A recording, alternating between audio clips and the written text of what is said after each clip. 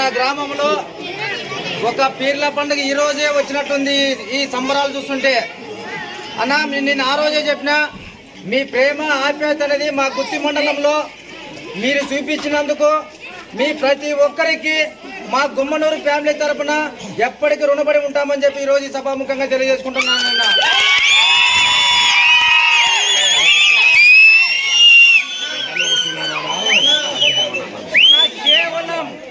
కేవలం 45 రోజుల్లోనే మీరు మమ్మల్ని ఆదరించి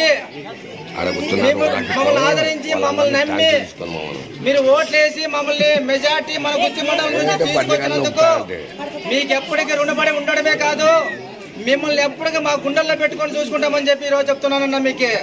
అదే విధంగా మన గ్రామంలో ఈ పీర్ల గుండం చుట్టూ సీసీ రోడ్డు అడగడం జరిగింది అన్నా. ఖచ్చితంగా దాన్ని ఆ విషయం పెద్ద విషయం కాదు. ఆ విషయాన్ని ఇప్పుడు అన్న దృష్టి తీసుకొని పోయి అధికార దృష్టి తీసుకొని పోయి సీసీ రోడ్డు కూడా ఏర్పాటు చేస్తానని చెప్పి మీకు ఈరోజు సభాముఖంగా తెలియజేసుకుంటున్నానన్న. అదే విధంగా రేపు దగ్గరలోనే పీర్ల పండుగ ఉంది కాబట్టి ఈ పీర్ల పండుగ గుడి కోసము నా వంతుగా 10,000 రూపాయలు ఈ రోజు పెయింటింగ్ కోసం ఇస్తున్నానన్నా నేను.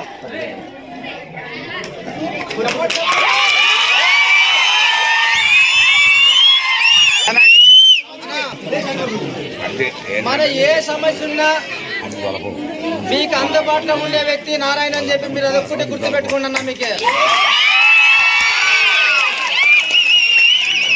ఎందుకు మాట చెప్తున్నానంటే మన గ్రామానికి ఒక ప్రత్యేకత ఉంది. ఆ రోజు రాత్రి 11-12 అయినా నైట్ 11-12 అయినా లైన్ లో ఉండి జయరామన్న విజయం కోరుకొని మీరు ఓట్లేసేకి ఉన్నందుకు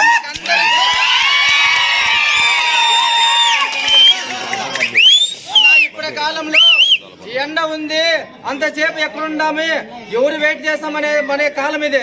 కానీ మార్పు అనేది జరగాల. చంద్రబాబు నాయుడు ముఖ్యమంత్రి కావాలా.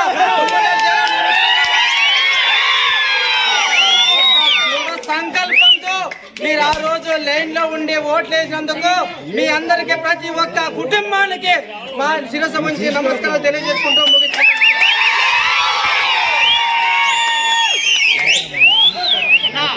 వచ్చినంత ఇవ్వాల్సిందిగా కోరుతున్నామంటే ఒకే ఒక్క 10,00,000 అన్నారు.